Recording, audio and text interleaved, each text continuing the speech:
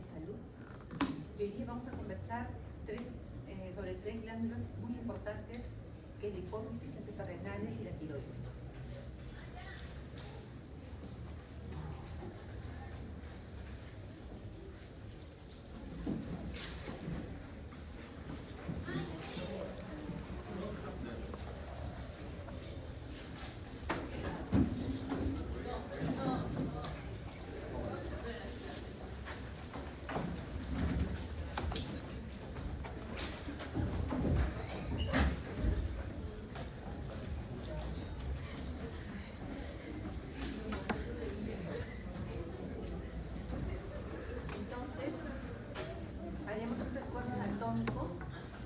Veremos algunas técnicas de imágenes para poder estudiar la hipófisis y también vamos a repasar algunas patologías tumorales en el adulto y en el niño.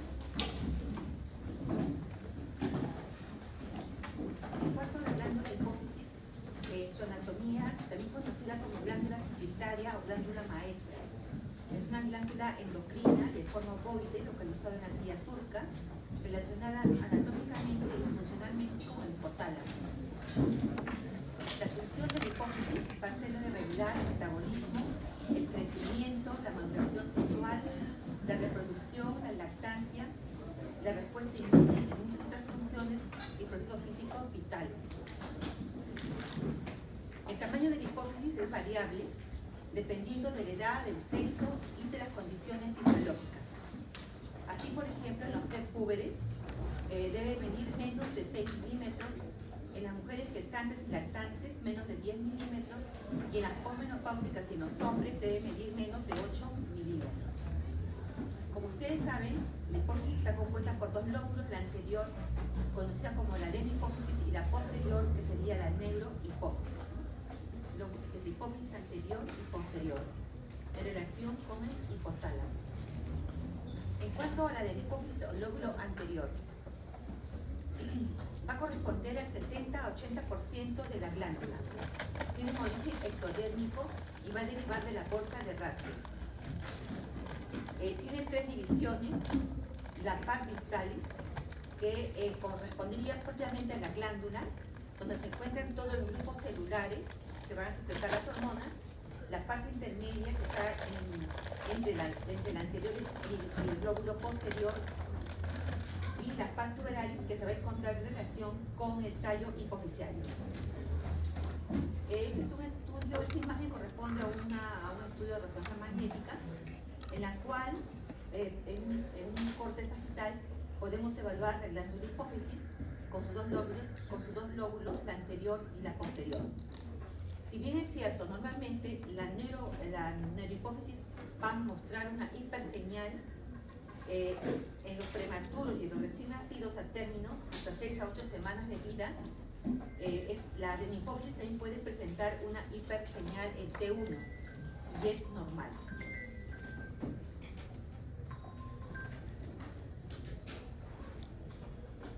Doctora, voy a cambiar de estilo. Por favor.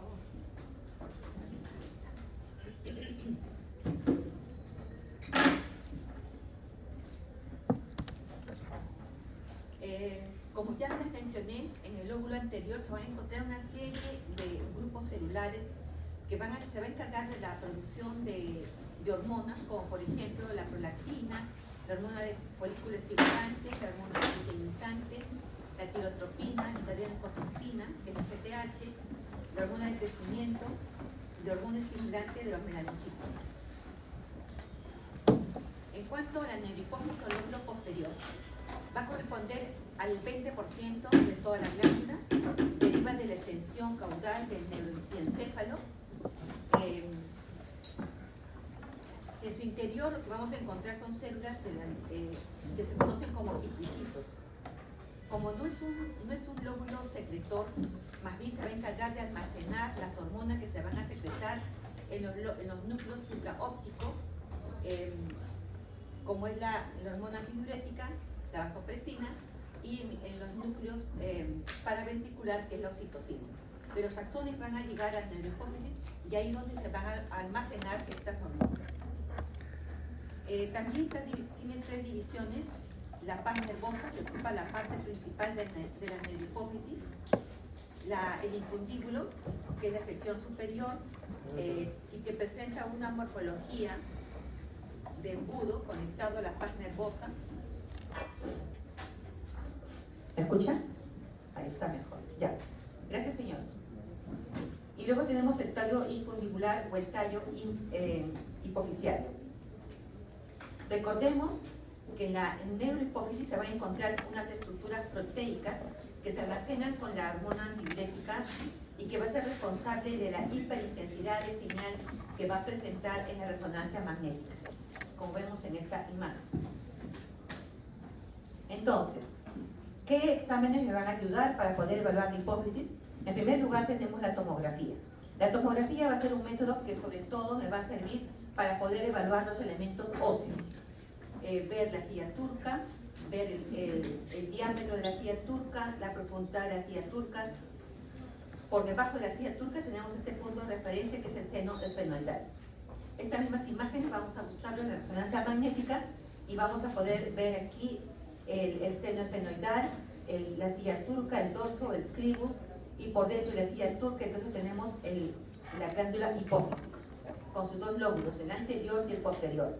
Están cubiertos por la membrana celar o diafragma celar, que va a presentar una abertura por la cual va a atravesar el infundíbulo. Por delante se va a encontrar el quiasma óptico y los cuerpos mamilares. Este es un corte sagital, el cual nos va a demostrar muy bien todo lo que corresponde a la hipófisis y sus relaciones con otras estructuras.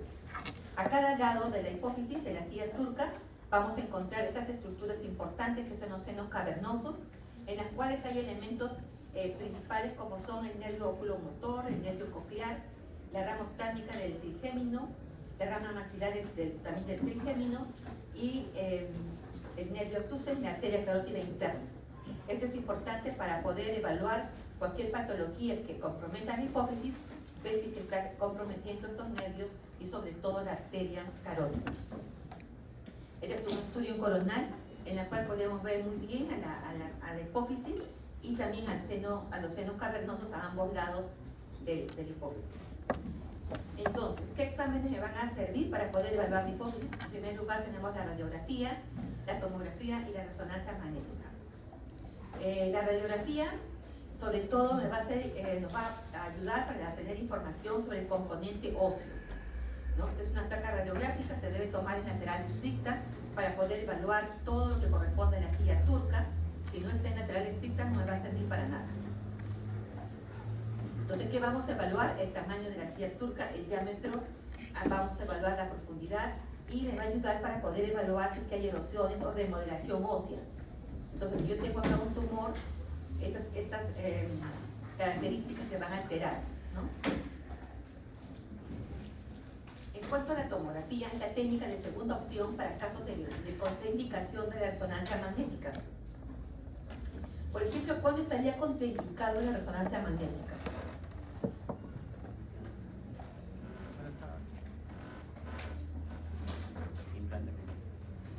¿Cómo? A ver. En personas que tengan placas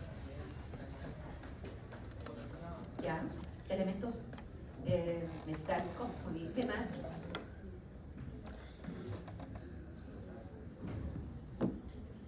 Hay elementos metálicos que sí se pueden hacer la resonancia, pero otros no, ¿no? En ese caso, por ejemplo, no va a estar indicado. ¿Qué más?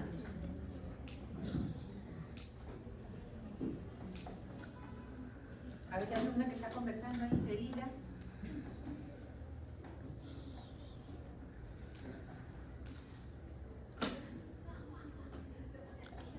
Pero ya han visto resonancia ustedes. ¿En qué casos habría contraindicación? Que puede ser relativo, ¿no? En pacientes que tienen claustrofobia, ¿no es cierto? Entonces, en esos pacientes también hay que tener cuidado en hacerle, hay que sedarlo y es más riesgoso, ¿no? Y bueno, entonces la tomografía, ¿para qué me va a servir? Para poder detectar y caracterizar las calcificaciones de una masa y de la hiperostosis asociada a los meningiomas, por ejemplo. para identificar los defectos óseos de la silla turca y la base del cráneo adyacente para tumores grandes, y para evaluación de la destrucción ósea y el estudio anatómico prequirúrgico, ¿no? Esto es importante. Bueno, el radiólogo tiene que dar adecuada ubicación, características del tumor, ¿no? Para que el cirujano pueda entrar fácilmente y hacer pues la cirugía, ¿no? Para eso me sirve la tomografía, pero sobre todo para elementos óseos. Tenemos acá imágenes de tomográficas con contraste intravenoso en fase tardía, 60-70 segundos, para poder evaluar la captación de la glándula y del seno cavernoso. Pero si quiero estudiar la glándula, si yo cuento con un resonador, de preferencia hay que hacer una resonancia. En todo caso, si no tengo, puedo hacer estudios tardíos con tomografía para poder evaluar la glándula. Y como vemos en este corte sagital de tomografía, tenemos seno cavernoso, silla turca, y tenemos aquí la hipófisis, donde no solamente se está captando, realzando la glándula, sino también se está realzando el tallo hipofisial. En cuanto a la resonancia magnética, es el método de elección para estudiar la glándula hipófisis, ¿no? Presenta ventajas sobre la tomografía al brindar mayor contraste entre los tejidos en los tres planos, lo que no solo va a permitir identificar microadenomas con gran sensibilidad, sino también aporta información sobre estructuras de la región celular. Hay que tener o hacer el examen con resonadores de 1.5 a 3 teslas, utilizando secuencias de fin eco en los planos sagital y coronal, que son los más frecuentes, con cortes de 3 milímetros de espesor y un campo de visión reducido centrado a la región celular. Las secuencias coronales en T1 suelen ser suficientes para demostrar la presencia de los microadenomas, aunque pueden sumarse otras secuencias como la T2, ¿no? durante la administración de contraste. En resonancia magnética lo que se hace son secuencias dinámicas, que es una herramienta útil y consiste en la adquisición en planos coronales luego de la administración del contraste, en donde podemos ver el realce secuencial de las diferentes estructuras hipofisiales. El contraste se va a acumular rápidamente dentro de la hipófisis debido a que la glándula normal carece de barrera hematoencefálica. Va a comenzar el realce en el infundíbulo y luego se va a extender de manera centrífuga hacia ambos lóbulos, lo cual va a generar un realce precoz, intenso y homogéneo. Acá tenemos entonces el protocolo de resonancia magnética. ¿Para qué me sirve el T1? El T1 me va a ser útil para ver la representación anatómica, ¿ya? En particularmente de la hipófisis, ¿no? Para ver la anatomía de la hipófisis. El T2, sobre todo, me va a servir para identificar componentes vasculares, lesiones quísticas, por ejemplo, el quiste de hendidura de Rathke, y visualizar el diafragma de la silla turca. Entonces tenemos un estudio en coronal y un estudio en sagital, ¿no? En la cual podemos ver lo que corresponde a la silla turca. El T1 con contraste, ya en una fase, en la secuencia dinámica, me va a servir sobre todo para identificar los microadenomas que tienen un realce tardío. Esa es la característica de los microadenomas. Identificar la glándula pituitaria normal desplazada por una masa celular y para ayudar a distinguir entre el tumor residual o recurrente de los tejidos postoperatorios. Entonces acá tenemos un estudio coronal en la cual podemos ver el realce que presenta el infundíbulo y también los lóbulos, ¿no? Este es el estudio dinámico, como mencioné anteriormente. Se hacen estudios en plano coronal, en el cual podemos ver el primer estudio sin contraste, el segundo estudio en diferentes tiempos, y vamos viendo cómo se va captando primero el contraste a nivel del infundíbulo y luego se va desplazando hacia los lóbulos, hacia cada lado de los lóbulos, ¿no? El T1 con contraste retrasado me va a permitir evaluar los senos cavernosos y para caracterizar otros tumores de la región celular, ¿no? Ya dijimos que es importante evaluar el compromiso de los senos cavernosos en presencia de alguna tumoración, como vamos a ver después. Entonces tenemos aquí el estudio coronal y el estudio en sagital. Nuevamente, ustedes pueden ver muy bien lo que va a corresponder a la hipófisis, ¿no? Al tallo hipofisiario y a la estructura que se encuentra en la región supracelular y en la región celar. Entonces, ¿qué vamos a encontrar en una resonancia magnética? Vamos a ver el lóbulo anterior, que se va a observar como una estructura ovoidea o bilobulada con señal intermedia entre 1 y entre 2, similar a la sustancia gris. Al contrario, el lóbulo posterior normal va a presentar una intensidad de señal alta en las secuencias ponderadas entre 1, con variaciones en la configuración e intensidad de señal. Entonces, nuevamente vemos aquí un estudio coronal en la cual estamos viendo sin contraste, ¿no? Y luego con contraste, y vamos a ver cómo la glándula hipoficiaria va a presentar un refuerzo intenso, pero no tanto como la sangre que se encuentra en los senos cavernosos. Nuevamente tenemos aquí el hipófisis con sus dos lóbulos anterior, que va a ser hipointenso, y la hiperintensidad que se va a manifestar en la neurohipófisis. Esta imagen muestra lo mismo. Con el contraste vamos a tener un realce de todas las glándulas, ¿no? Y sin contraste vamos a ver las características que ya les mencioné. Bien, en cuanto a los tumores de la glándula hipófisis, esa va a depender de qué grupo celular se va a ver afectada, ¿no? Entonces tenemos, por ejemplo, tumores que se van a encontrar a nivel de la adenohipófisis, ¿no? Como que va a afectar la prolactina, el hormona de crecimiento, ¿no? Luego tenemos los tumores que pueden afectar el RADQ, ¿no? Y luego tenemos los tumores de las neurohipófisis. A nivel tenemos el quiste, por ejemplo, y a nivel de la neurohipófisis vamos a tener al picocitoma. Bien. ¿Cuáles son las lesiones tumorales más frecuentes? En primer lugar tenemos los adenomas. Los adenomas son neoplasias en la mayoría benignas y representan el 15% de los tumores intracraneales. Se van a clasificar de acuerdo al tamaño en microadenomas si miden menos de 10 milímetros, macroadenomas si miden más de 10 milímetros, y en tumores gigantes cuando miden más de 4 centímetros. También otra clasificación es en tumores funcionantes y no funcionantes. El 65% de los adenomas van a secretar hormonas, y de este porcentaje la mayoría son microadenomas. Los adenomas funcionantes se van a manifestar con signos y síntomas por hiperproducción hormonal, ¿no? De todo lo que hemos mencionado, como la prolactina, por ejemplo, que es la más frecuente. Los no funcionantes van a dar manifestaciones clínicas por su efecto de masa, ¿no? Si el tumor es grande, entonces vamos a encontrar que va a afectar, ¿ya? Los macroadenomas pueden tener manifestaciones clínicas por alteraciones endocrinológicas o por un efecto compresivo sobre estructuras vecinas, como los senos cavernosos y las vías ópticas, en las cuales el paciente va a presentar sintomatología como, por ejemplo, cefalea o alteraciones de la visión. En cuanto a los hallazgos por resonancia magnética, tenemos los microadenomas. Vamos a ver como lesiones hipointensas con respecto al tejido hipoficiario normal en las secuencias T1 y de intensidad variable en las secuencias T2. Los signos secundarios son el cambio de la altura de la glándula, alteraciones en su contorno superior y desplazamiento del infundíbulo.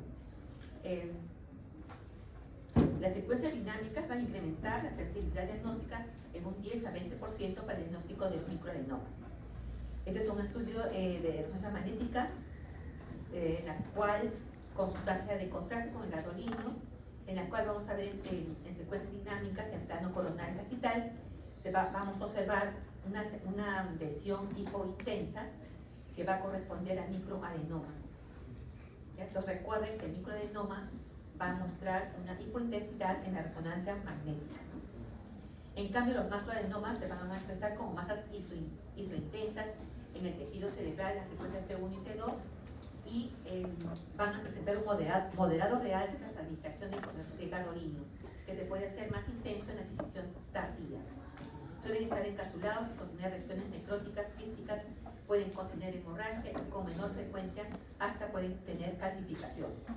Estas lesiones pueden comprimir, desplazar el quiasma óptico o generar discontinuidad del suelo de la silla turca, ¿no? Y se van a extender al seno esfenoidal, lo que conocemos como el macroadenoma invasor. En estas imágenes de resonancia magnética podemos ver en un plano coronal y sagital en T1 vamos a ver la presencia del macro de esta masa, ¿no? Una gran masa corresponde al macroadenoma invasor. ¿Cuánto mide el macroadenoma invasor?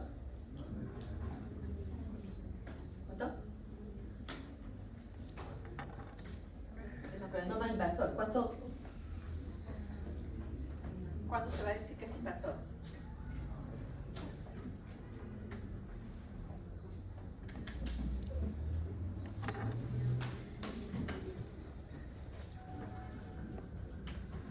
Cuando mide más de 4 centímetros.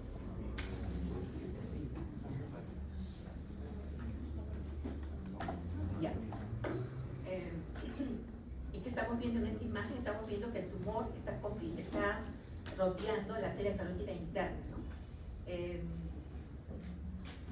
Es un tumor grande que está comprometiendo ya otras estructuras, ¿no? En una radiografía, como les mencioné, vamos a poder evaluar en una lateral estricta lo que corresponde a la silla turca. Vamos a ver su diámetro anterior-posterior, su profundidad, ver su clinoides anterior, posterior. Entonces, cuando hay un tumor, por ejemplo, estas características que son normales se van a perder. Entonces vamos a encontrar erosión en la silla turca, ensanchamiento de la silla turca, ¿no? Un macroadenoma, punto de la tomografía, vamos a observarlo como una masa compleja en silla turca según tamaño lespante. Va a presentar en forma de 8 bilobulado, de plástico comprime el quiasma óptico, puede invadir los senos estenoidal y cavernoso, presentar captación irregular del contraste y puede presentar quistes o hemorragias en el 10% de los casos. Tenemos acá el estudio de resonancia magnética en un plano sagital y coronal en T1, en la cual estamos viendo una masa, ¿no? Una gran masa que va a corresponder pues al macroadenoma invasor. Nuevamente podemos ver aquí el macroadenoma invasor. Cuando crecen hacia la porción cefálica van a dar esta imagen de muñeco de nieve.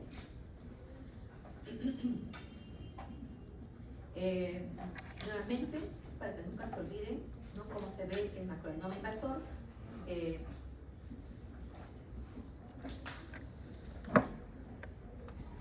No solamente va a comprometer la región celar, sino también la región supracelar, ¿no?, cuando empieza a invadir hacia la parte superior. Entonces, en tomografía existe esta clasificación de EGNOS en la cual nos va a servir para poder definir, de acuerdo a estas categorías, ¿no?, el compromiso que se está teniendo con el macroadenoma, ¿no? Entonces, por ejemplo, tenemos el grado 0 cuando no hay extensión del tumor y grado 4 cuando abarca totalmente la arteria carótida intracavernosa. Bien, el otro tumor que vamos a estudiar es el craniofaringioma, que son neoplasias relativamente benignas. Es un tumor de composición variable, puede tener un componente quístico sólido o cálcico. Tiene un crecimiento lento, representa el 1 al 5% de los tumores cerebrales y es muy frecuente en los niños. Hay dos tipos de craniofaringioma, el adamantinomatoso y el papilar.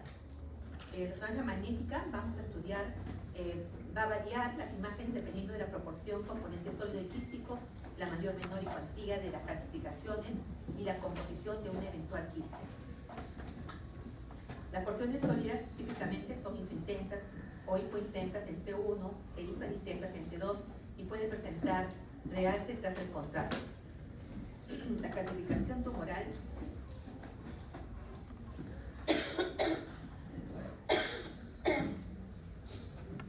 puede apreciarse mejor en la tomografía computarizada y es particularmente frecuente.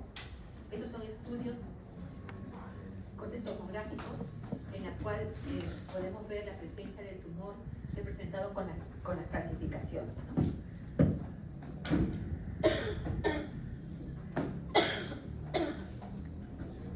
Y disculpas, pero estoy con una faringitis grave.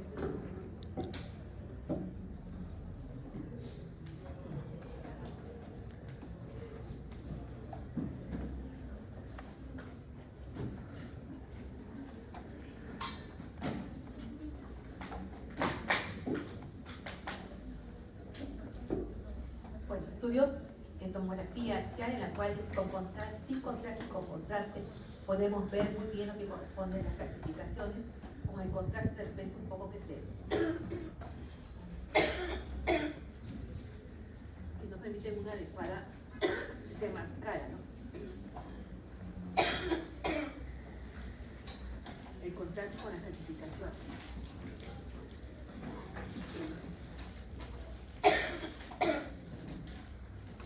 Estas imágenes corresponden a un niño de 8 años que presenta cefalea y vómitos.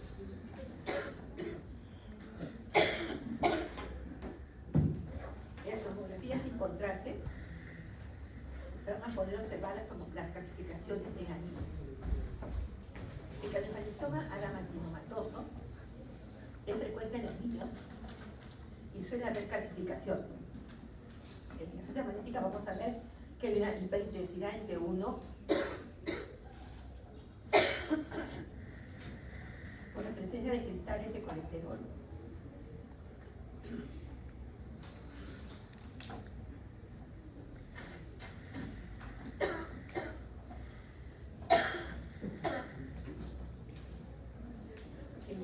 El componente sólido va a dar señal heterogénea y captación moderada del contraste. Entonces vemos aquí la tomografía, como dijimos, nos va a servir sobre todo para poder estudiar las masas que presenten las calcificaciones, ¿no? En cambio, el craniofaringioma papilar, este tipo sobre todo se presenta en los adultos, va a presentar calcificaciones en forma infrecuente, es raro que presente calcificaciones, pero sí puede presentar quistes. Estas imágenes corresponden a un niño de 8 años con clínica de hipertensión intracraneal. En esta primera imagen de tomografía podemos observar una lesión quística rodeada de calcificación. En esta segunda imagen, en T2, resonancia magnética en T2, en un corte coronal, vamos a ver la masa sólida quística supracelular con calcificaciones periféricas.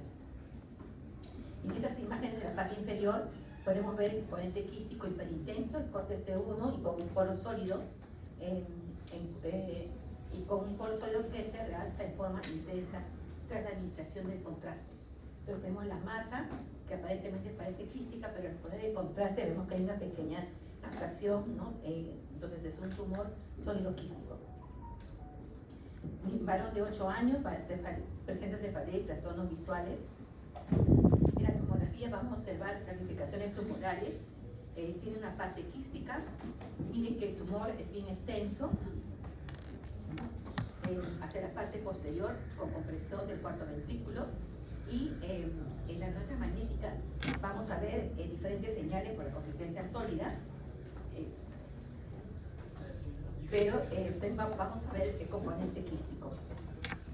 Entonces, como les decía, es importante definir dónde se encuentra la lesión, no sé si es a nivel celular, supracelular o intraventricular. Esto es importante para los procedimientos quirúrgicos. En cuanto al quiste de la bolsa de Rayleigh, es un quiste raro presentándose en menos del 1% de las masas primarias cerebrales. Puede ser asintomático, pero cuando crece va a causar síntomas como cefalea generalizada, diplopia y visión borrosa por la compresión de estructuras vecinas. Generalmente son pequeños intracelares entre los lóbulos anterior y posterior de la hipófisis y asintomáticos, pero un tercio de ellos va a crecer lentamente y se va a extender hacia la región supracelular. Entonces podemos ver en estas imágenes en nuestra resonancia magnética en coronaria y sagital, vemos esta imagen, ¿no? Con una baja señal que va a corresponder al quiste, y en T2 vamos a ver cómo presenta una hiperseñal. Ustedes saben, todo lo que es líquido en T2 va a presentarse una hiperseñal. Nuevamente vemos aquí el quiste. Por lo general el quiste va a desplazar a la hipófisis, ¿no? No es que no exista, sino que lo va a desplazar, y cuando usemos el contraste vamos a ver cómo se va a realzar la glándula. Luego tenemos el meningioma cerebral. Esto corresponde a un 10% de los meningiomas que se originan en la región paracelular. Son tumores de crecimiento lento que presentan compresión de estructuras vecinas. En resonancia magnética se comportan como lesiones isointensas en T1, iso o hiperintensas en T2. Tras la administración del gadolinium presenta un realce intenso, homogéneo, con un borde periférico, grueso dural, realce dural. Esta es la característica de los meningiomas, ¿no? que presentan un engrosamiento de la meninge y que se va a conocer como la cola dural. Esta es la masa, miren cómo se realza el meninge, presentando aquí la cola dural. Es una mujer, las imágenes corresponden a una mujer de 50 años con cefalea y hipatia de la lesión de hace varios meses. Los antecedentes personales de interés en la exploración presenta una mianosia bitemporal, el resto de la exploración es normal, no presenta alteraciones hormonales. En el estudio de resonancia magnética del cráneo se observa una lesión localizada intra y supracelular. La lesión va a captar el contraste de forma homogénea y va a realzar la dura madre, ¿no? Entonces va a dar la característica de la cola dural, característico del meningioma. La silla turca vacía es una entidad neuroradiológica que se caracteriza por la herniación del espacio subaracnoideo dentro de la silla turca, con la consiguiente compresión de la hipófisis contra el suelo. Como resultado, este líquido ejerce una gran presión sobre la hipófisis y sobre las paredes de la silla turca. Esta última aumenta el tamaño y la hipófisis disminuye, lo que hace que la silla turca parezca vacía en los estudios de imagen. Entonces, nuevamente, en esta entidad no es que desaparece la hipófisis, sino que el líquido que se introduce va a desplazar a la hipófisis.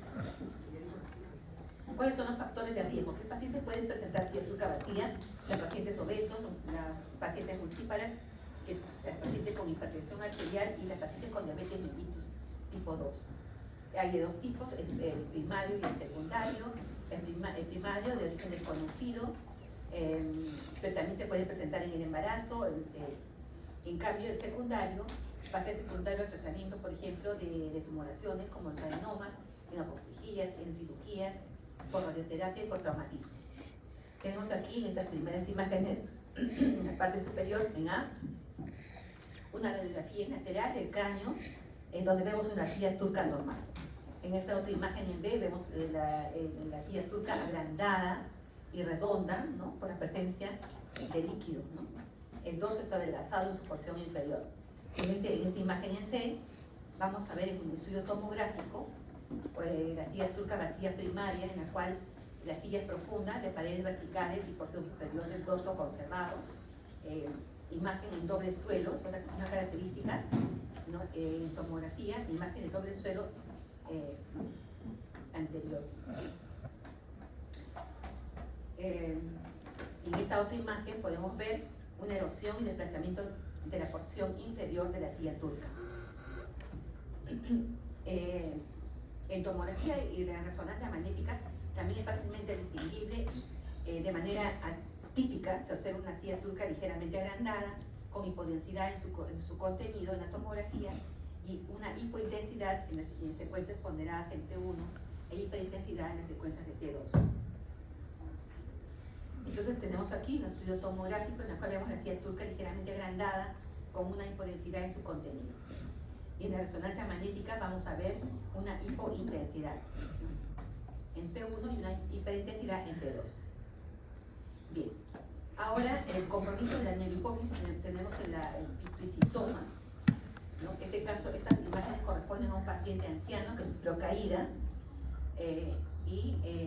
podemos observar en un corte axial, muestra como hallazgo incidental masa redonda homogénea centrada en la cisterna supracelular. Y en la resonancia magnética, en T1, en sagital, vamos a observar la masa sólida redondeada que realza en forma homogénea y la masa va a estar centrada y va a surgir del tallo hipoficial. Entonces, un pituicitoma. Bien. Entonces, ¿cómo podemos concluir esta primera parte de la hipófisis? A ver, el grupo de atrás. Una primera conclusión, ¿cuál sería? ¿Cómo diferenciamos la de la hipófisis de la neurohipófisis en la resonancia magnética?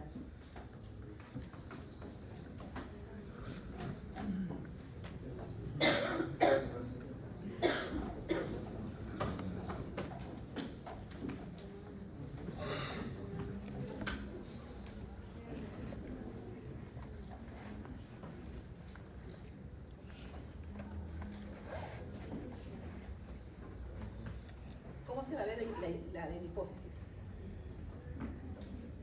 ¿Va a ser hipointenso o hiperintenso?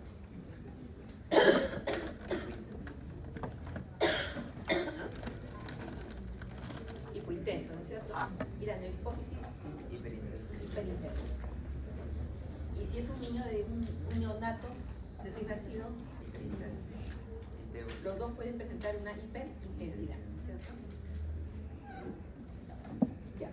¿Cuál es el examen de elección para estudiar hipófisis? ¿Y si hay contraindicaciones? ¿Y los rayos X para qué me sirven? Ya, muy bien. Ahora vamos a pasar a las glándulas suprarrenales. Bueno, un poco de recuerdo anatómico. Son órganos pares retroperitoneales.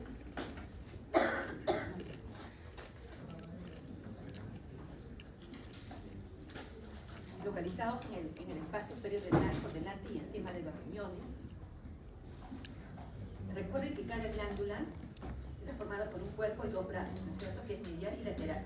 El grosor también va a variar, es de 10 milímetros y cada brazo debe ser de 5 milímetros.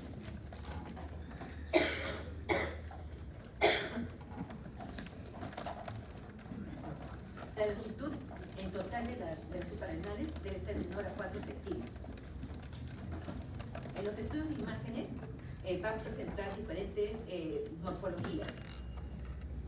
Tenemos, por ejemplo, la forma de B o la forma de B invertida o la forma de Y. Tenemos aquí representando, acá, de mejor, ¿no? la suprarrenal por encima, en la parte superior de la riñón. Aquí se ve mucho mejor en ambos lados, ¿no? En forma de una B invertida. También recordemos que está formado, que tiene dos partes, ¿no? La corteza y la médula. La corteza va a presentar diferentes zonas que van a secretar también diferentes hormonas, como por ejemplo la zona glomerular, que va a secretar mineralocorticoides, la zona fascicular, los glucocorticoides, como el cortisol, y la zona reticular, los andrógenos. Y la zona medular, sobre todo, va a secretar catecolaminas como la adrenalina y la noradrenalina. ¿Qué métodos me ayudan para evaluar las suprarrenales? En los niños, sobre todo, es importante la ecografía, ¿no? Que es un método válido y seguro en la evaluación de masas suprarrenales. La identificación de la glándula adrenal normal es técnicamente difícil, pero puede ayudar a caracterizar el tamaño, la forma y la estructura de las lesiones. En estas imágenes son estudios de ecografía en la cual podemos ver la suprarrenal en forma de B, en forma de luna, ¿no? Y en forma de Y. Entonces, en los niños, en los recién nacidos, se puede observar muy bien lo que corresponde a la suprarrenal, no así en los adultos, ¿no? Salvo que exista una masa en la cual sí la ecografía me va a ayudar tanto en los niños como en los adultos. Luego tenemos la tomografía. En este caso, sí, la tomografía es la modalidad primaria en la detección y caracterización de las masas suprarrenales. ¿Cuál es la ventaja de la tomografía? Su alta disponibilidad, es rápido, excelente resolución espacial, y sobre todo usando los tomógrafos multicortes. La desventaja es el uso de radiación ionizante y el contraste yodado, ¿no? Se emplea más radiación y el contraste puede, pues, de repente chocar a la paciente, ¿no? Entonces, mayor riesgo. Y que tiene una menor resolución por contrastes si se la compara con la resonancia magnética. ¿Cuál es la técnica que se emplea, ¿no? En la tomografía para evaluar suprarrenal? Para una adecuada visualización de las glándulas suprarrenales, la colimación es importante, debe ser 2.5 a 3 milímetros, o bien 5 milímetros en tomografía multicorte, con reconstrucción a 2.5 milímetros. Primero se van a realizar cortes sin contraste, para evaluar la densidad de la lesión, y dependiendo de este resultado se va a usar el contraste. Y se van a hacer fases portovenosas a los 60, 70, hasta 90 segundos. Y luego un estudio tardío, que es a los 10 minutos hasta 15 minutos. Luego se calcula el porcentaje de lavado del contraste de acuerdo a la siguiente fórmula. Eso lo vamos a ver después. En general, para diferenciar lesiones benignas de malignas, debe considerarse el tamaño, la estabilidad del tamaño, la forma, los contornos, la densidad y homogeneidad. Son signos sospechosos de malignidad. El tamaño, si es mayor de 4 centímetros, cambios en los contornos sucesivos, bordes irregulares y densidad heterogénea. Ahora tenemos estudios de tomografía en cortes axiales y en coronales, en peticiones coronales, en la cual podemos observar lo que corresponde a la morfología normal de la glándula suprarrenal, que tiene que ser homogénea y simétrica, con una densidad muy similar a la del parénquima renal adyacente, con bordes cóncavos hacia afuera. Y con el uso del contraste, lo que voy a observar son glándulas suprarrenales que se va a opacificar en forma homogénea, similar al hígado y al vaso. Entonces, en estudios sin contraste y con contraste, ¿no? En ambos casos tiene que ser uniforme, ¿no? Uniforme.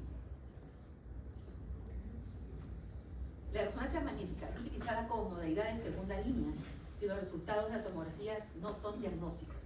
También se utiliza como modalidad primaria en casos de hallazgo incidental en resonancia magnética solicitada por otra causa. ¿Cuál es la ventaja que nos va a dar la resonancia magnética? Tiene una alta resolución por contraste, alto rendimiento en la diferenciación de lesiones benignas de malignas, tiene una capacidad multiplanal inherente y ausencia de radiación ionizante y contraste iodado. ¿Y cuál es la desventaja? Es que el tiempo de examen es bastante largo, ¿no? Los costos es bastante caro y tiene una baja disponibilidad. No todos los centros van a contar con un resonador, ¿no? Es por eso que es caro el examen. Y también se hacen secuencias sugeridas como el T2, tenemos el T2 axial con saturación grasa, el T1 gradiente en fase y fuera de fase, en axial y en coronal, e imágenes ponderadas el T1 con saturación grasa, pre y post contraste de gadolina. Estas imágenes corresponden a resonancia magnética, en la cual podemos observar muy bien lo que corresponde a las suprarrenales. Acá estamos viendo hipointensas en forma homogénea, ¿no? Y subintensas con respecto al parénquima hepático. En los cortes coronales se aprecia mejor la forma y la posición de las glándulas suprarrenales. Tenemos una forma de B invertida, ¿no? Tanto derecha como izquierda. Bien, y luego tenemos otro método que es la tomografía por emisión de positrones, ¿no? Que es el PET. Se utiliza para diferenciar tumores suprarrenales y buscar metástasis o recidivas en el periodo postoperatorio, siempre y cuando se utilice el marcador adecuado, ¿no? Que es la 18F-fluorodesoxiglucosa, ¿no? Es el marcador que más se utiliza. ¿Cuál es la ventaja del PET? Que el radiofármaco se va a unir de forma selectiva al tejido suprarrenal. Muestra los focos de actividad metabólica incrementada. Una captación aumentada sugiere la presencia de una neoplasia maligna. Por ejemplo, un carcinoma suprarrenal, una metástasis, ¿no? Hacia la glándula suprarrenal. Y si el PET le añadimos o lo hacemos con un estudio tomográfico, da un mejor resultado, ¿no? Entonces, el PET lo que utiliza es un radiofármaco y miren cómo capta, ¿no? Las células cancerígenas, como ustedes saben, son ávidas del azúcar. Entonces rápidamente va a captar este marcador. Y podemos entonces tener el diagnóstico de una lesión maligna. Y si vemos varios focos de hipercaptadores, estamos hablando ya de una lesión metastásica, ¿no? Bien, entonces la patología de la glándula suprarrenal, igual que la hipófisis, va a depender qué zona está comprometida, ¿no? Ya mencionamos las zonas que están en la corteza.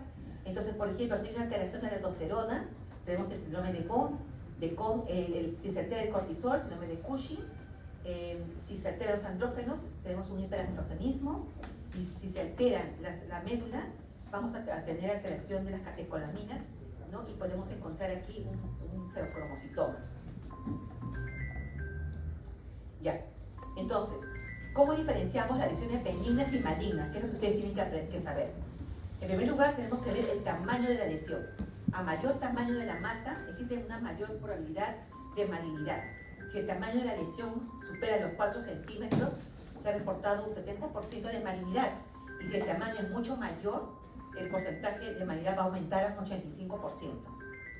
En cuanto a los márgenes, los contornos irregulares se van a asociar a una mayor probabilidad de malignidad.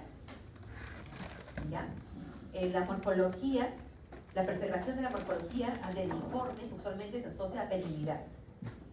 La estabilidad en el tiempo, la estabilidad de la lesión a lo largo del tiempo también es consistente con una etiología benigna. Si yo hago un control, digamos, ¿no?, hoy día y luego hago un control el otro año, entonces si está igual la lesión, o de repente a los 6 meses, ¿no?, más me hace pensar que es una lesión benigna. Pero si yo veo que crece, que se pone irregular, entonces ya tengo que pensar en una lesión maligna. Y entonces, ¿qué cosa hay que hacer? A ver ese grupito de allá. Bueno, yo ya tengo muchos años de médico y cuando yo era estudiante como ustedes, el profesor nos decía, ¿no? Ahorita me acabo de recordar. Solamente el alumno que conversa, que se ríe, que hace, que esté en su mundo ahí, puede hacerlo si sabe más que el profesor o si ya sabe la clase. Pero si no, tienen que escuchar, mínimo. Entonces, eso les dejo a ustedes para que piensen. Porque yo pregunto y no me contestan. Entonces, cuando yo que conversan, digo, este chico sabe. Por eso les pregunto, ¿no? Pero si ustedes no contestan, entonces estamos mal, ¿no? Bien, entonces, estas son las características que ustedes tienen que saber para poder diferenciar una lesión benigna de una lesión maligna, ¿ya? Ahora, muchas veces el paciente va para hacerse un estudio no de las suprarrenales, sino por ejemplo de los riñones, y incidentalmente se le encuentra una lesión en la suprarrenal.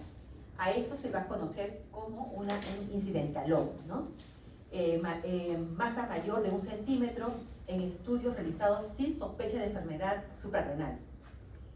Se va a presentar en 3 a 10% de los adultos. Sin antecedentes de neoplasias, el 98% van a ser adenomas que se van a descubrir en forma incidental. En el abordaje diagnóstico es indispensable determinar si se trata de una entidad maligna, benigna y si es funcionante o no. Entre los estudios de imagen, la tomografía y la resonancia magnética van a brindar puntos claves para la evaluación de si es benigno o maligno, ¿no?, como ya mencionamos. Bien, entonces, cuando yo tengo una lesión, hay que realizar un manejo sistemático de las masas suprarrenales. Y está dividido en 3 grupos. En aquellas lesiones típicamente benignas, ¿no?, que van a medir menos de 10 unidades Hanfield en el estudio tomográfico, ¿no?, que van a medir menos de 4 centímetros. Luego tenemos las lesiones indeterminadas, que están entre 1 a 4 centímetros, y luego con mayor de 10 unidades Hanfield. Y luego las lesiones indeterminadas que miden mucho más de 4 centímetros. Entonces, las lesiones típicamente benignas, que ustedes tienen que recordar cuáles son: los adenomas, los mielolipomas, los quistes, hemorragias, calcificación. Vamos a empezar revisando lo que corresponde al adenoma suprarrenal. Es una lesión más frecuente, es asintomático, el paciente puede estar, como ya dijimos, no tener su como forma incidental y no presentar síntomas, ¿no? Es la primera causa de incidentaloma en un 90% de los casos. Van a medir menor de 4 centímetros, tiene un crecimiento lento y en un 3% pueden ser funcionantes. ¿Qué voy a observar en una tomografía? En una ecografía. Este es un corte ecográfico en la cual vamos a observar una imagen sólida, hipoecoica, homogénea, redondeada, bien circunscrita. Mejor visualización en el lado derecho por la ventana acústica hepática. En la tomografía, ¿qué es lo que voy a observar? Vamos a observar como masas bien definidas de densidad homogénea y que van a medir, acuérdense de esto, menos de 10 unidades Hanfield, siempre y cuando sea un adenoma rico en lípidos, ¿ya? Pero también recuerden que el 30% de los adenomas van a tener de 20 a 25 unidades Hanfield y van a ser entonces adenomas pobres en lípidos. La tomografía en sí solo es suficiente para el diagnóstico de un adenoma, ¿no?, siempre y cuando sea rico en lípidos. Si la lesión es indeterminada como un adenoma pobre en lípidos, se debe determinar la atenuación con tomografía contrastada fase venosa a los 60 y 90 segundos y fase tardía hasta los 10-15 minutos para evaluar el lavado. Entonces, si yo tengo una lesión, un nódulo, ¿no? que yo pienso que es un adenoma y va a medir menos de 10 unidades Harkin, significa que es un nódulo rico en lípidos que queda ahí en el sangre. Puedo hacer controles, que es una lesión benigna, ya sabemos que es benigno. Puedo hacer controles, ¿no? Cada 6 meses, o cada 8 meses o 9 meses, pero ahí va a quedar, ¿no? Pero si yo, por ejemplo, tengo un adenoma que es pobre en lípidos, entonces tengo que seguir estudiando, ¿no? ¿Qué hacer? Ponerle contraste, hacer estas fases que ya les mencioné, y también hay que medir el lavado. El adenoma puede ser en un solo lado, puede ser bilateral, como estas imágenes inferiores. Bien, entonces, ¿cuáles son las características por tomografía? Ya le pusimos, bueno, lo que se hace es estudiar el lavado, ¿no? El lavado, si es un tumor pobre en lípidos, hay que estudiar el lavado. Hay dos tipos de lavado, el absoluto y el relativo. El absoluto va a necesitar un estudio simple, es decir, sin contraste, luego un estudio con contraste y en fase venosa y a los 60-90 segundos, y luego una fase tardía a los 10-15 minutos. Si se emplea esta fórmula en una fase, un lavado absoluto, ¿no? En la cual multiplicado por 100 me debe dar mayor del 60%.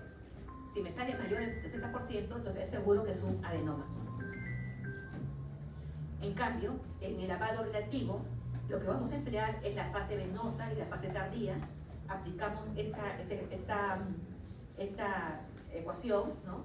Por 100, y entonces voy a tener que el resultado, si es mayor de 40%, también estamos seguros de que es un adenoma.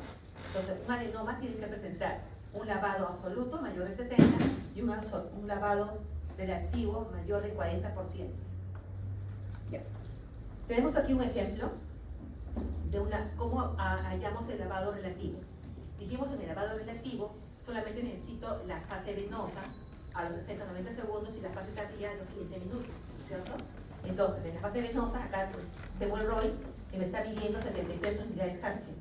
En la fase tardía, a los 15 minutos está midiendo 36 unidades Harkin. Aplico la fórmula que es venosa, es la fase venosa menos la fase tardía, entre la fase venosa por 100, entonces acá me está saliendo 51%. Entonces, ¿es un adenoma o no? En el lavado relativo. Sí, ¿no es cierto? Porque están midiendo más del 51% y me dice adenoma es mayor de 40. ¿Ya? Acá tenemos otro ejemplo de un lavado absoluto. Dijimos que en el absoluto necesitamos una fase simple. ¿Qué significa simple? Sin contraste, ¿no es cierto? Entonces acá tengo que estar midiendo 24 unidades Harkin, la fase venosa de 60 a 90 segundos, 88, y la fase tardía a los 15 minutos, 49 unidades Harkin. Aplico la fórmula, venosas menos la tardía, ¿no? La venosa menos la simple por 100 me está dando 61%. Entonces, ¿estamos frente a un adenoma o no? Sí, ¿no es cierto? ¿Por qué? Porque tiene más del 60%, ¿no? Fácil, ¿no? Listo. Bien, en cuanto en la resonancia magnética, ¿qué vamos a observar? ¿Para qué me sirve la resonancia magnética? Para poder evaluar la intensidad de señal, ¿no? Entonces, si yo tengo en T1 una señal baja intermedia en T1 y en T2, ¿no? Esa es la característica de la adenoma de resonancia magnética. Entonces, si hay una pérdida de señal en la fase fuera de fase, está indicando que es una lesión rica en lípidos. Por lo tanto, estamos frente a un adenoma, ¿no es cierto? Muy bien. Vemos aquí, miren cómo dentro de fase, ¿no? Presenta mayor intensidad y fuera de fase se pone negro, ¿no? Imagen en tinta china, ¿no? Así lo describen estas imágenes en fuera de fase. Entonces, esto me está indicando que es una lesión rica en lípidos, ¿no? Bien. Bueno, nuevamente igual, ¿no? Tenemos acá la fase dentro de fase y fuera de fase. Miren una baja de señal, ¿no? Una intensa baja de señal, igualmente acá. Bien. Ahora en cuanto al mielolipoma. Es un tumor muy infrecuente, sin potencial maligno, compuesto de tejido hematopoyético adiposo y a menudo se descubre de manera incidental. Usualmente entre la quinta y séptima década de la vida se ha reportado una incidencia de 60% en mujeres y un 12% pueden ser bilaterales. Si existen síntomas, son generalmente secundarios a efectos de masa, necrosis tumoral o hemorragia, que suele ocurrir en tumores de gran tamaño, mayores de 5 a 10 centímetros. Acá tenemos un estudio ecográfico en el cual podemos ver, tenemos acá el hígado, el riñón, y hacia el lóbulo superior del riñón estamos viendo esta imagen que le vamos a describir como ecogénica o hiperecogénica, ¿no? Bien delimitada, y que va a corresponder pues a un mielolipoma. Recuerden que en ecografía todo lo que es grasa se va a ver, ¿cómo se ve? Hiperecogénico, ¿no es cierto? Hiperecogénico. Ya. En la tomografía vamos a verlo como lesiones de márgenes bien definidos, con contenido graso, macroscópico, calcificaciones, también pueden presentar en un 20% de los casos, y también van a presentar un patrón de realce variable, ¿no? Van a ser hipodensos en menos de 20 unidades ángel. Acá podemos ver, por ejemplo, una gran masa, ¿no? Heterogénea, que va a corresponder al mielolipoma. Contenido graso macroscópico y una pequeña calcificación puntiforme. Y bueno, acá también, en esta tomografía, podemos observar también el nódulo, ¿no? Marcadamente hipodenso. En resonancias magnéticas, una tumoración del componente predominantemente graso, ¿no? Y el T1 va a ser hiperintenso, secuencia de supresión grasa, va a haber una pérdida de señal, ¿no? Esta es la masa, miren, una hiperseñal, y en supresión grasa voy a encontrar una hiposeñal, ¿no? Pérdida de la señal. Al iniciar contraste, va a mostrar un realce intenso. Las hemorragias también podemos encontrar en el suprarrenal. Es una condición infrecuente, más común en neonatos, que puede ser unilateral y asintomático. En ecografía lo que vamos a observar es, en un caso agudo, vamos a encontrar una imagen hiperecoico. En una fase subagudo, la ecogicidad va a ser mixto, con área hipoecoica central, como vemos en esta imagen, y en la crónica, la lesión va a ser anecoica, más calcificaciones en la pared. En la tomografía, vamos a ver en una fase aguda una hiperdensidad, aumento de volumen asimétrico, edema de los tejidos adyacentes, y en la resonancia magnética subagudo vamos a encontrar una hiperseñal, ¿no? En T1. Y si es crónico, una hiposeñal. Recuerden que cuando hay sangrado, ya sea por ecografía, por tomografía, por resonancia, vamos a encontrar una hiper, ¿no? Hiperecogénico, hiperdenso, hiperintenso, ¿ya? Cuando es en una fase aguda, pero conforme va pasando el tiempo de la hemorragia, esta característica va a ir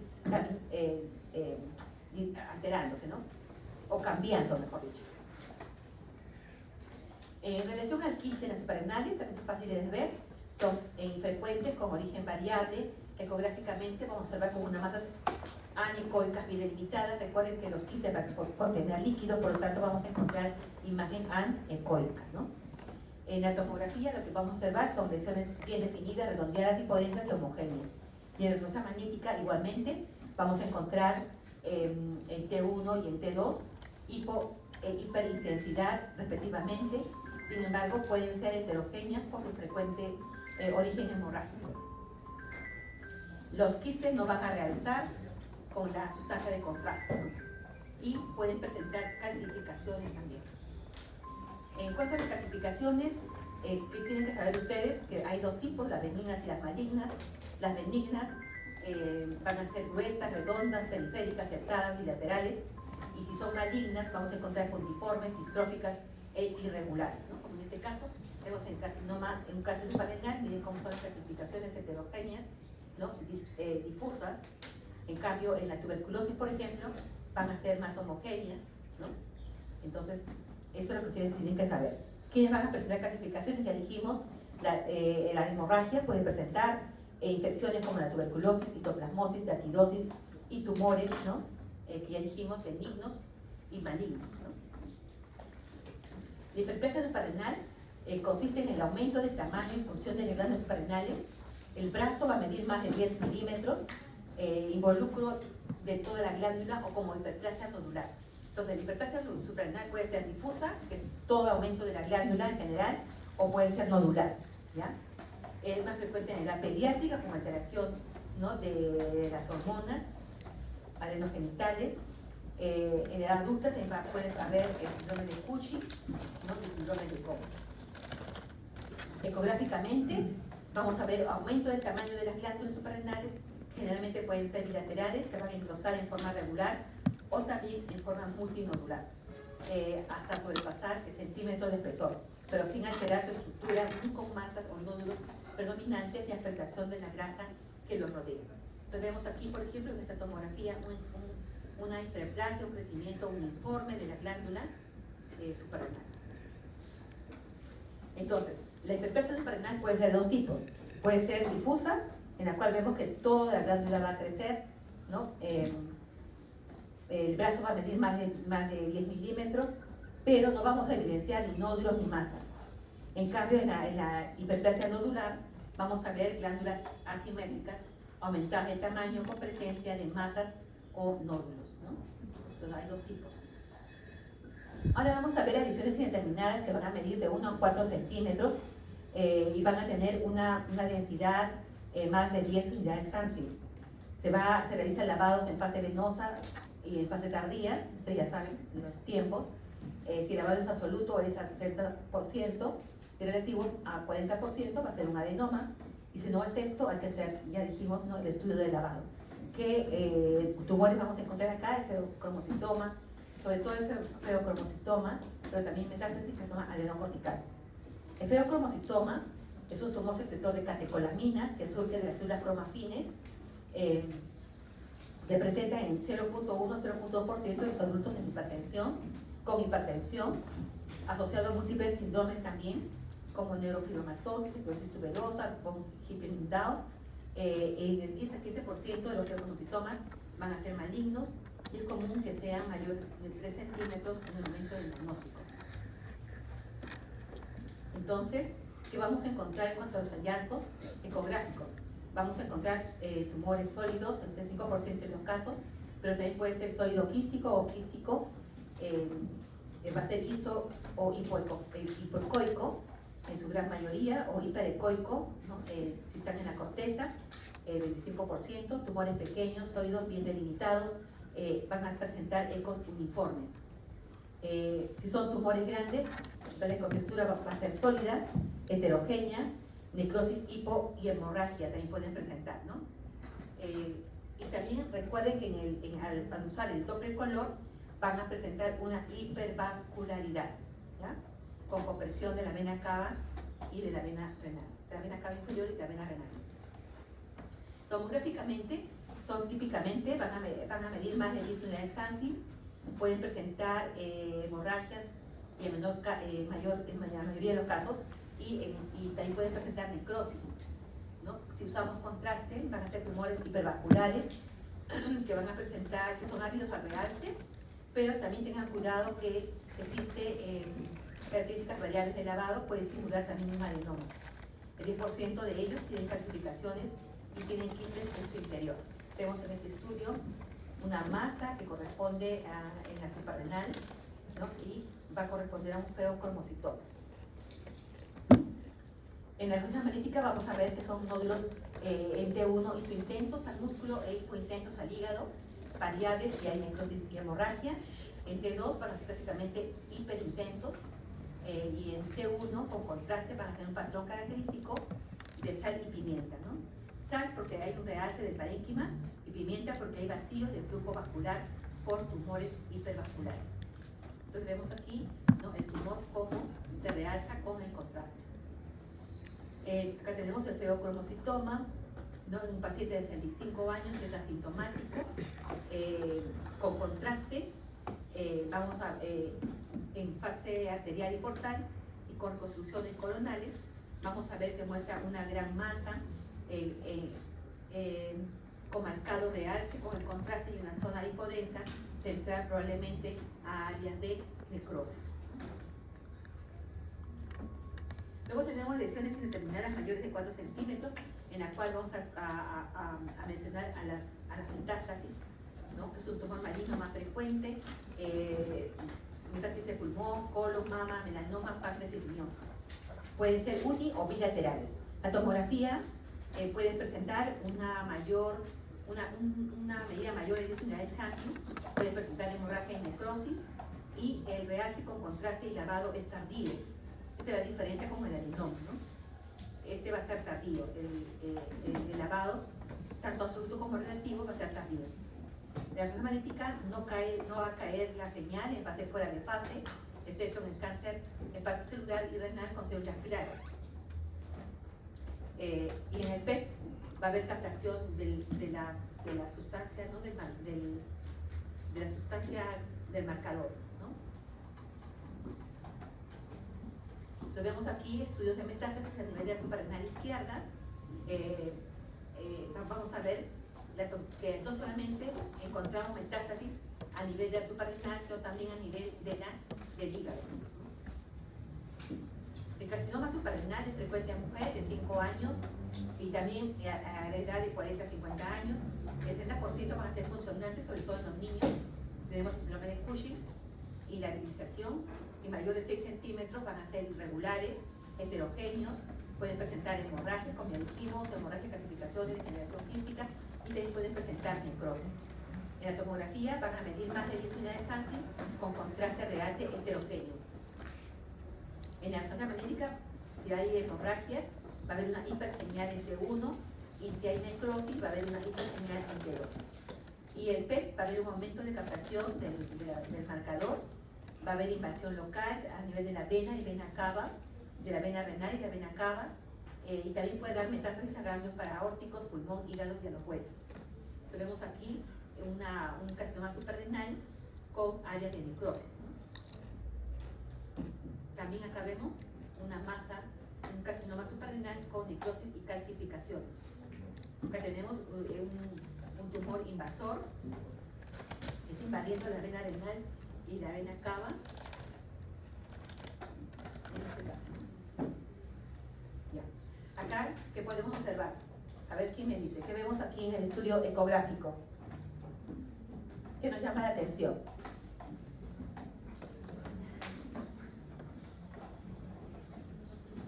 Es de la masa, pero ¿qué más ven?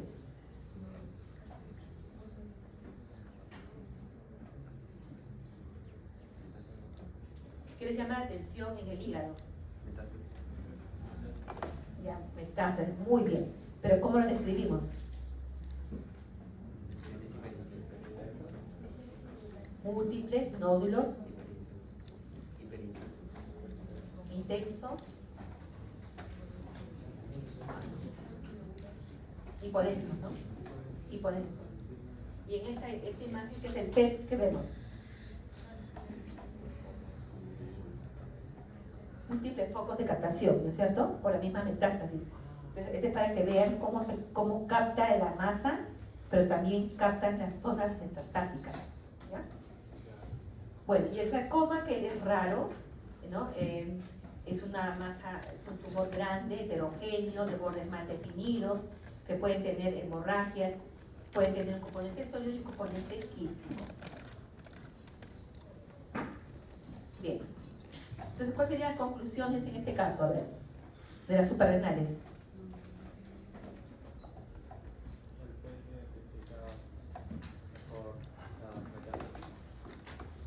Ya, las metástasis, su colega dice que va a ser mejor estudiado con el PET. Muy bien, ¿qué más? En cuanto a los adenomas, ¿cuánto deben de medir? ¿Cuántas unidades Hankin? Menor de 10 unidades Hankin, ¿cierto? ¿Y cuánto al lavado, cómo debe ser? ¿Cuánto deben medir? 60 y 40, ¿no es cierto? Bien. Por último, vamos a revisar. ¿Estás cansado de escuchar? Yo estoy cansada de ver. Ya. Por último, vamos a revisar lo que corresponde a la tiroides, ¿no? Bien, la anatomía, para recordar, es una glándula que se encuentra situada en el compartimento infrayoreo, tiene 2 lóbulos de un istmo y también un lóbulo piramidal. Su tamaño va a variar, el promedio, ¿no?, es en el eje longitudinal de 4 a 6 centímetros, en el eje antero posterior de 1 a 3, 1.8 centímetros, en el transverso de 1.8 a 2.2 centímetros y el grosor de 4 a 6 milímetros. Y está vascularizado por arteria y vena tiroidea superior e inferior, ¿no? Esta es la anatomía. Ahora, ¿qué exámenes me van a ayudar para poder evaluar la tiroides? Va a depender también de las patologías, ¿no? Por ejemplo, si yo tengo un nódulo tiroideo, la ecografía me va a servir muchísimo para poder evaluar el nódulo. Si tengo un bocio, también vamos a poder usar la ecografía y también una tomografía del cuello contrastado, ¿no? En la tirotoxicosis, igualmente vamos a usar la ecografía y estudios de medicina nuclear. En el hipotiroidismo, no se debe usar ningún método de imágenes porque no es necesario. Y en la evaluación preoperatoria del cáncer, ¿no?, en la evaluación de un cáncer temprano y en un cáncer de recurrencia, también podemos usar de primera línea de ecografía y opcional puede ser una tomografía, una resonancia y también estudios de medicina nuclear con yodo 123. En cuanto al estudio ecográfico, la técnica no requiere ninguna preparación, ¿no? El paciente se va a encontrar en decúbito supino con el cuello en extensión. Se usa un transductor lineal de 7.5 a 12 MHz. ¿Y por qué usaremos transductores de alto MHz?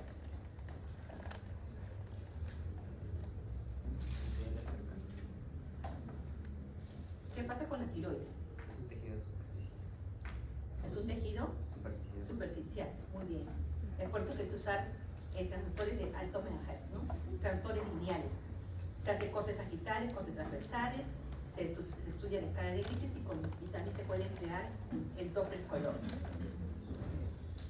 Entonces, acá tenemos, se hacen cortes longitudinales, cortes transversales, y ambos nos va a servir para poder estudiar los lóbulos tiroideos. En corte longitudinal vamos a estudiar uno por uno,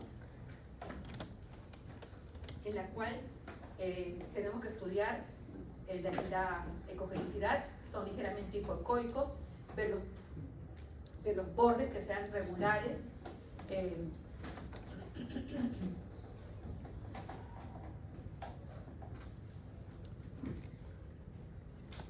En el corte transversal vamos a poder estudiar vamos a poder comparar los 2 lóbulos, derecho e izquierdo, que están en relación con la tráquea. Por arriba está el istmo que une 2 lóbulos, y luego también tenemos otra estructura que también tenemos que estudiarlo cuando hagamos tiroides, que es la arteria carótida.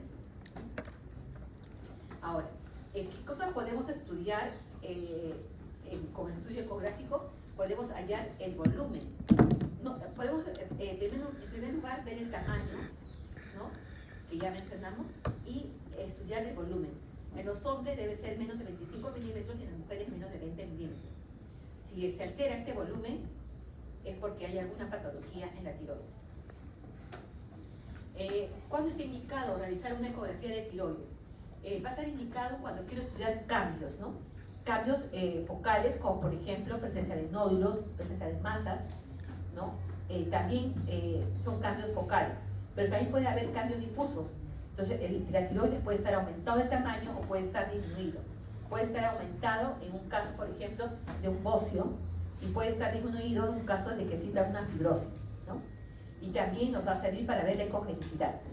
Ya dijimos que debe ser un poco hipoecoico, ¿no? También menciona que la ecografía me sirve para ver las funciones, alteraciones funcionales, como en el caso del hipertiroidismo. Recordemos que el 5% de la población adulta van a presentar un nódulo tiroideo, y de esta cantidad, el 85 a 90% de los nódulos van a ser benignos y no requieren tratamiento. ¿Por qué? Porque se van a encontrar en forma incidental, ¿no? Entonces miren que en el hipófisis pueden haber nódulos incidentalomas, en las suprarrenales también y en las tiroides también, ¿no? pueden ser nódulos pequeños que miden menos de 1.5 centímetros y pueden pasar desapercibidos, ¿no? No se ve ningún bulto en la tiroides. Pero pueden ser también nódulos grandes, como vemos en esta foto, ¿no? Vemos cómo se ve acá el nódulo, está más a nivel de la tiroides. Cuando se quiere hacer un estudio de imágenes de la tiroides, en este caso la ecografía, lo primero que se recomienda es hacer una buena historia clínica, ¿no? Y hacer el examen clínico y también tener un estudio de laboratorio, ¿no? Cómo está la TSH, cómo está la T3, cómo está el T4. Esas cosas estos parámetros, ¿no? Nos van a ayudar para orientar mi estudio ecográfico, ¿ya? Entonces, en ecografía, ¿qué cosa podemos encontrar? ¿Cuáles son las indicaciones? Si tengo nódulos palpables, visibles, como en este caso, en pacientes con antecedentes de cáncer tiroideo familiar o pacientes que han recibido radiación, ¿no? Cervical en infancia o adolescencia. Ahora, ¿cuál es la utilidad de la ultrasonografía? Como ya dijimos, es detectar nódulos, pero ¿bastará con detectar nódulos? ¿Para qué me va a servir la ecografía? Si yo encuentro un nódulo, ¿qué es lo que tengo que ver? El tamaño, la forma, la ecogenicidad, ¿qué más? Sus características, ¿verdad? Viendo sus características voy a poder definir, ¿este es un nódulo benigno o un nódulo maligno? Si es un nódulo benigno, me quedo tranquila porque hasta puede quedar ahí dependiendo del tamaño, o igual que el adenoma, ¿no? En la suprarrenal. Pero si es irregular, hay que seguir estudiando. Y la ecografía también me sirve para eso, ¿no? Uno, para determinar si hay sospecha de malignidad de un nódulo, y también va a servir para poder hacer biopsias, ¿no? Biopsias guiadas con ecografía. Se hace con una aguja fina. Por ejemplo, acá tenemos un nódulo y esta es la aguja que está entrando. Es muy fácil de realizar, ¿no? Este transductor, se usa una aguja hipodérmica, se aspira y se hace un frotis en una lámina. Entonces, con eso ya podemos saber si es un nódulo benigno o maligno. ¿Ustedes se acuerdan cómo se llamaba el sistema que evalúa los nódulos en la mama? El TIRS, ¿no es cierto? En el tiroides también tenemos que el Colegio Americano de Radiología estableció el TIRS, ¿ya? Que también va a estudiar parámetros, ¿no? Por ejemplo, va a estudiar la composición, la ecogenicidad del nódulo, la forma, los márgenes y los focos ecogénicos, ¿no? Se va dando puntuaciones y vamos a tener entonces, de acuerdo a estas puntuaciones, vamos a ver si es un nódulo maligno, ¿no? o benigno, ¿no? Entonces tenemos, por ejemplo, 0 puntos, es normal, en 2 puntos también va a ser normal, en 3 puntos y encuentro un nódulo sospechoso de malignidad leve. Entonces en ese caso hay que hacer biopsia con aguja fina si el nódulo mide más de 2.5 milímetros. De hacer seguimiento si es pequeño, ¿no? De 1.5. Si yo sumando tengo 4 a 6 puntos, es un TIRAS 4, y esto me indica de que hay sospecha moderada de malignidad. Entonces aquí, si el nódulo es menor de 1.5 milímetros, hay que hacer biopsia, y si es menor de 10 milímetros, hay que hacer seguimiento. Les dije puntos, ¿no? Pero no es puntos, son 15 milímetros, 10 milímetros. Y en el TIRAS 4, si el puntaje es más de 7 puntos, tengo el TIRAS 4, entonces el nódulo tiene una alta a moderada sospecha de malignidad. Y aquí hay que hacer biopsia, así sea un nódulo pequeño de 10 milímetros, o hacer seguimiento si es más de 5 milímetros. Entonces, ¿qué voy a estudiar? En cuanto a la composición, tengo que ver si es un nódulo quístico o casi completamente quístico, entonces, o es espongiforme. Estos son nódulos benignos que vamos a ponerle una calificación de 0. Pero si el nódulo es mixto, presenta líquido y una porción sólida, hay que ponerle un valor de 1. Y si es sólido o casi completamente sólido, es un puntaje de 2. En cuanto a la ecogenicidad, si es anecoico, Si es anecoico, ¿qué correspondería? A un quiste. Entonces me quedo tranquilo, ¿no? Esta es una lesión benigna. Pero si es hiperecoico o isoecoico, entonces le damos una puntuación de 1, ¿no? O de 2. Y si es muy hipocoico, le damos una lesión de 3. Entonces, en conclusión, si yo tengo una lesión sólida o casi completamente sólida, ¿no? Y tengo una lesión muy hipocoica, estamos frente a una lesión con mayor probabilidad de malignidad. En cuanto a la forma, tenemos que ver si es una lesión que es más ancha que alta o es más alta que ancha. Si es más alta que ancha, es antiparalelo al plato cutáneo y por lo tanto le damos un valor de 3. En cuanto a los márgenes, si son lisos, si están más definidos, si son lobulados o tienen extensión extratiroidea, por ejemplo, el compromiso de ganglios, ¿no? Entonces vamos dándole puntuación de 0, de 2, ¿no? Y hasta de 3. Y luego los focos ecogénicos. Los focos ecogénicos corresponden a las microclasificaciones que puede presentar el nódulo, ¿no? Entonces, en ninguno o con artefacto o de cola de cometa, ¿no? Este es normal. Pueden presentar macroclasificaciones, le damos un valor de 1, o clasificaciones periféricas en anillo, tienen un valor de 2, o son microclasificaciones puntiformes, heterogéneas, múltiples, difusas. Entonces, esta característica de las microclasificaciones con una extensión extratiroidea y una lesión que es más alta que ancha, estamos con un nódulo con mayor probabilidad de malignidad. Este tipo de TIRRAS ha ido variando en el tiempo, ¿no? Es así que, por ejemplo, hay autores que han aumentado criterios de malignidad, ¿no? Entonces a cada uno de ellos se le asigna un punto para la escala final de puntuación. ¿Qué criterios han usado? La hipogenicidad, si hay microclasificaciones, si hay nódulos parcialmente quísticos,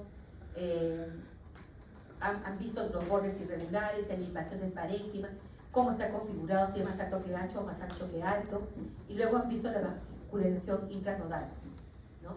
Si es una vascularización desorganizada. También han tomado en cuenta si se detectan ganglios linfáticos, cervicales, sospechosos, se añade otro punto a la escala para hacer la categorización del nódulo de clasificación del TIRRAS. Entonces clasifican el TIRRAS 1 como una tiroides normal, donde no hay ninguna lesión. El TIRRAS 2 son nódulos benignos, con un patrón notoriamente benigno, hay 0% de malignidad. Luego tenemos el TIRRAS 3, nódulos probablemente benignos. Este ya va a presentar menor del 5% de riesgo de malignidad, pero no se asuma ningún punto a la escala. Y el TIRRAS 4 se lo van a subclasificar en A, B y C. El nódulo, el 4A, va a presentar nódulos de identidad incierta, que tiene un 5 a 10% de malignidad. El 4B es un nódulo sospechoso con 10 a 50% de malignidad. Se va a añadir 2 puntos a la escala.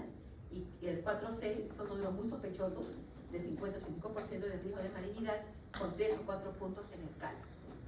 El TIRRAS 5 son nódulos probablemente malignos, mayor del 55% de riesgo de malignidad, y se va a añadir 5 a más puntos en la escala. Y el TIRRAS 6 ya es una malignidad ya detectada por biopsia o por punción. Acá tenemos un ejemplo, ¿no? ¿Cómo describimos las imágenes? No les podía preguntar porque ya estamos en la hora, creo. ¿Qué vemos aquí? Vemos una tiroides, ¿no? De morfología normal, de densidad normal, no presenta nódulos, no presenta quistes. Entonces, eso sería un TIRRAS 1, ¿no es cierto? Normal. El TIRRAS 2, podemos encontrar quistes, que es completamente benigno. Podemos encontrar nódulos sólidos y un concentro quístico, que también son benignos. O podemos encontrar nódulos espongiformes, ¿no? Estos son categorizados como TIRRAS 2. El TIRRAS 3 es aquel en la cual vamos a encontrar un nódulo hiperecogénico. O podemos encontrar nódulos ligeramente hiperecogénicos con pequeños quistes y vascularidad periférica. Es un TIRRAS 3. A partir del TIRRAS 4 o 5 ya se va a sumar los criterios, ¿no?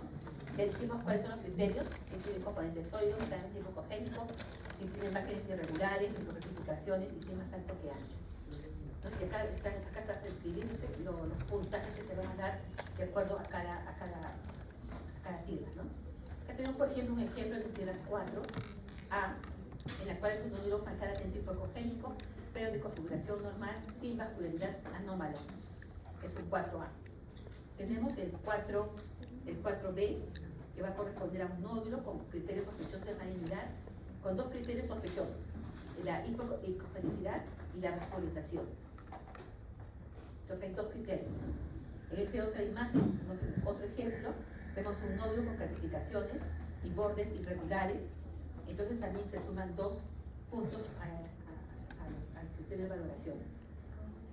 Acá tenemos un TIRAS 4C, en la cual vemos un nódulo con microcalcificaciones, bordes irregulares y configuración más alta que ancha, diámetro, y entonces acá como hay 3 criterios, se va a sumar 3 puntos a la escala.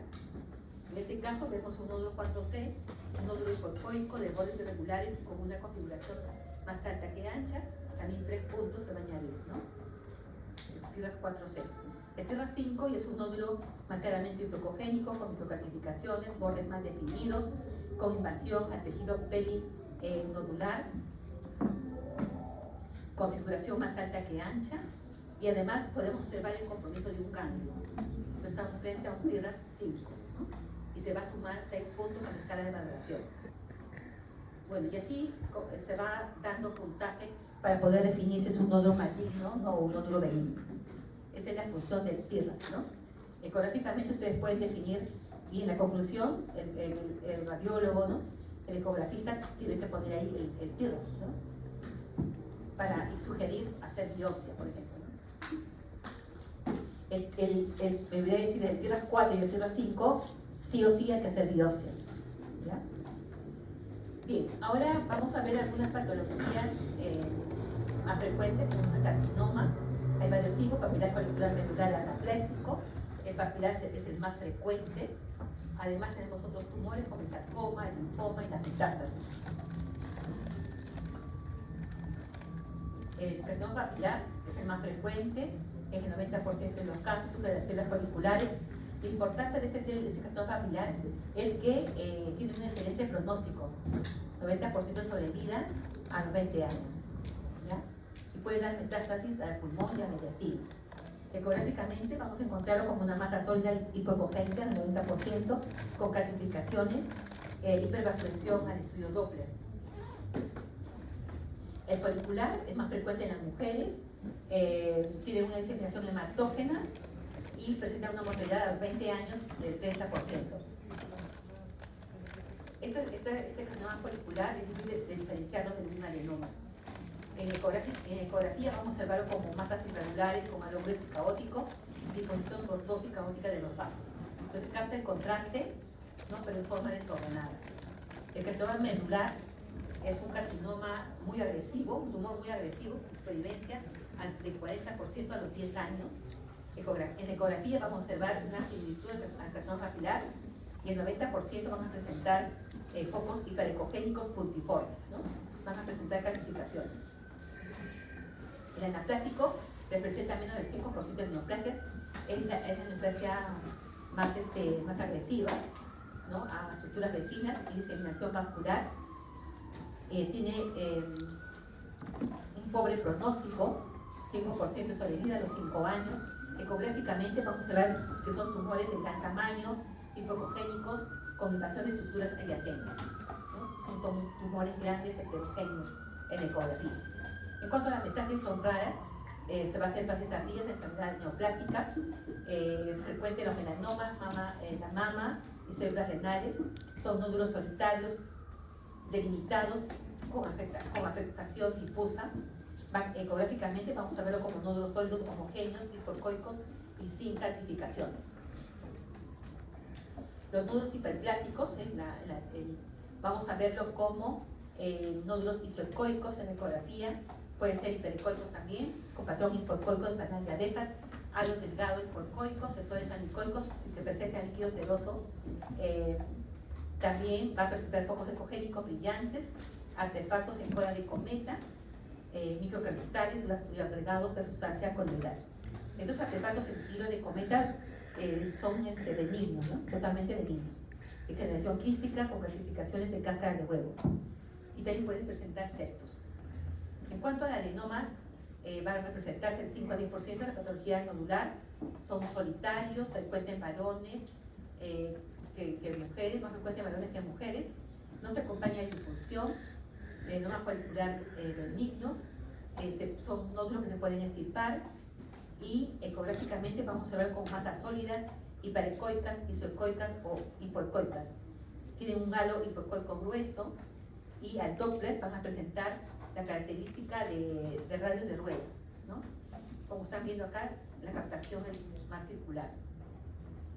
En cuanto al bocio, es una hiperplasia generalizada de la glándula tiroides, se presenta de 30 a 50 años, más frecuente en las mujeres, y ecográficamente lo que vamos a observar es un aumento difuso de la glándula, como vemos en estas imágenes. La glándula es heterogénea con múltiples lesiones nodulares hipoecoicas y calcificaciones perinodulares. O sea, puede ser una glándula, puede ser un crecimiento difuso o también puede presentar nodulaciones. La tiroiditis supurativa aguda es una enfermedad inflamatoria, infecciosa, bacteriana, más frecuente en los niños. En ecografía, ¿qué podemos encontrar en el caso de una tiroiditis supurativa? La presencia de abscesos, ¿no? Que vamos a verlo como masas hipoecoicas mal definidas, con detritus en su interior, como sin septos, y también pueden presentar gas, ¿no? Nódulos inflamatorios, hay que evaluar la extensión del absceso, ¿no? En la tiroiditis granulomatosa aguda de Carvalho tenemos una enfermedad inflamatoria autolimitada con infección debido a una infección viral. Ecográficamente vamos a observar una glándula hipertrófica con zonas hipoecoicas, vascular normal o reducida al estudio Doppler. En la tiroiditis autoinmune de Hashimoto vamos a encontrar una hipertrofia indolora difusa, más frecuente en mujeres jóvenes, asociada al hipotiroidismo. Ecográficamente vamos a ver estructuras difusas engrosadas, con parénquima engrosada, pueden ser hipoecoicos, pueden presentar múltiples micronódulos hipoecoicos de 1 a 6 milímetros, pueden presentar también tabiques ecogénicos, pueden presentar pseudolobulaciones, mayor riesgo de malignidad, ¿no? En el linfoma maligno tipo B. En el Doppler vamos a encontrar una vascularización normal o reducida y pueden presentar linfadenopatías cervicales. También recuerden que la tiroiditis se puede presentar en pacientes con postparto, en mujeres de 30 a 50 años, en pacientes con diabetes mellitus tipo 1, aumenta la prevalencia y es una enfermedad autolimitada. Ecográficamente vamos a observar aumento del tamaño glandular, parénquima hipoecoico, micronodulaciones, puede presentar fibrosis, tabiques hiperecoicos, puede presentar un patrón hipervascular y la glándula puede recuperar su forma normal al pasar el tiempo del postparto. Se va a recuperar. La enfermedad de Graves, que es la tirotoxicosis, es una glándula heterogénea con numerosos vasos, un parénquima difuso, hipoecoico. Al Doppler tiene esta característica que es bastante hipervascular, se le conoce como infierno tiroideo. Bien. Ahora, en cuanto a las malformaciones que podemos encontrar de la tiroides, una es la disgenesa tiroidea, que es el desarrollo incompleto de la glándula tiroides que conlleva con hipotiroidismo congénito primario. Hay una deficiencia permanente de hormonas tiroideas presentes desde el nacimiento, que vemos acá. ¿Qué podemos ver acá? La presencia de un lóbulo bien delimitado, que se observa muy bien, en cambio en el lado izquierdo no se ve, ¿no es cierto? Entonces o se ve muy poco una hipoplasia tiroidea. Y luego, por último, tenemos las agenesias. Tenemos en el hipotiroidismo congénito la enfermedad endocrinológica más frecuente en pediatría y la primera causa de retardo mental. Prevenible, el diagnóstico precoz se establece con niveles de hormonas tiroestimulantes. Vemos aquí el estudio ecográfico, la ausencia de los lóbulos tiroideos. Entonces, ¿cómo podemos concluir esta parte de tiroides?